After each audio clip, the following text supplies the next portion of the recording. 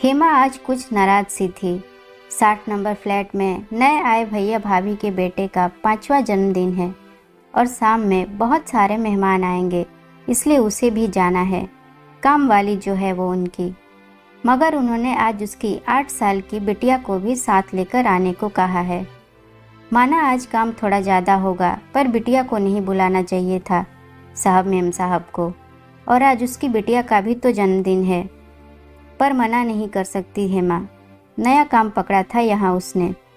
चलो, मेहमानों को पानी या छोटा मोटा काम तो कर ही सकती है उसकी बेटी। वैसे भी हम गरीबों को अपने मन को मारना बचपन से आना चाहिए, तभी हम जी सकते हैं। यही सोचते हुए बिटिया को लेकर हेमा नए साहब मेम साहब के यहाँ निकल गई। माँ, आज तूने तो वो आटे का हलवा भी नहीं बनाया। बेटी की बात सुनकर हेमा के दिल की तकलीफ बढ़ गई। कुछ भी तो मांगती नहीं है ये मुझसे, मुझे हलवा बना कर आना चाहिए था। आज साहब के घर भी पार्टी है ना, कुछ अच्छा खाने को मिलेगा ही, और नहीं मिला तो आकर बना दूंगी, हेमा ने बेटी को दिलासा देते हुए कहा। साहब का घर आ चुका था। पूरा घर सजा हुआ है, बहुत सारे बच्चे और मेहमान हैं।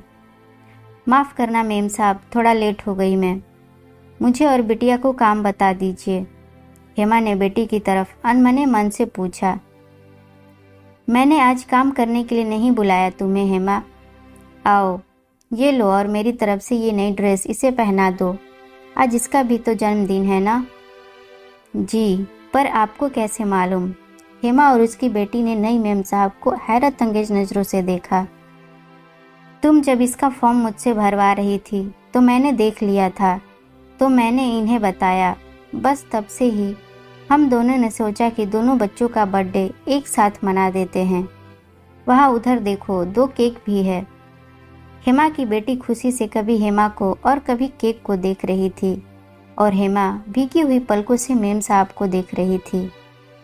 ऐसे मत देखो हेमा, अलग से कुछ नहीं किया मैंने, कहकर एक सुंदर सी ड्रेस पकड़ाकर चली गई। उफ, 1 मिनट हेमा, मैं तो भूल ही गई थी। ये लो नई साड़ी, तुम भी तो तैयार हो जाओ, बेटी के बर्थडे पर माँ को भी तैयार होना होता है, कहकर एक नई साड़ी हेमा के हाथों में पकड़ा उसे दूसरे कमरे में तैयार होने को ले गई। हेमा सोच रही थी, मेम साहब को लगता है उन्होंने अलग से कुछ नहीं किया, पर उसे पता है गरीबों के साथ इतना अलग करने की कोई सोचता भी नहीं है। ऐसा तो बस बड़े दिल वाले लोग ही कर सकते हैं। और फिर दोनों बच्चों ने सचमुच एक साथ मिलकर काटा खुशियों भरा केक। दोस्तों, जो भावनाओं को समझते हैं और मानव में कोई ऊंच नीच का भेदभाव नहीं करते हैं, और वास्तव में जिनके दिल बड़े होते हैं, वही ऐसा सब कर पाते हैं।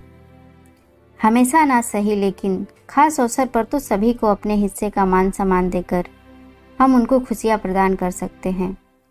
दोस्तों, आपको ये कहानी कैसी लगी हमें ज़रूर बताइएगा, और इसे लाइक करना, शेयर करना और सब्सक्राइब करना मत भूलिएगा।